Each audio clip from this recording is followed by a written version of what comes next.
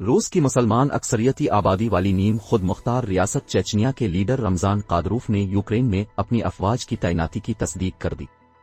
انہوں نے یوکرینی صدر ولادیمیر زیلنسکی کو مشورہ دیا ہے کہ وہ سپریم لیڈر پیوٹن کو فون کر کے معافی مانگ لے۔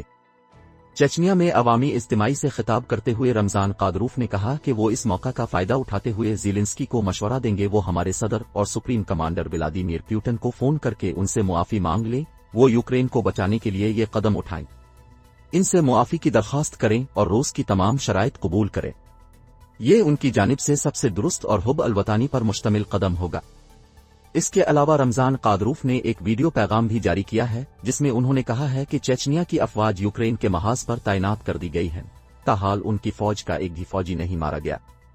انہوں نے کہا کہ روسی افواج انتہائی آسانی کے ساتھ کیف سمیت پورے یوکرین پر قبضہ کر سکتی ہیں، لیکن ہم انسانی جانوں کا تحفظ چاہتے ہیں تاکہ کوئی بڑا نقصان نہ ہو۔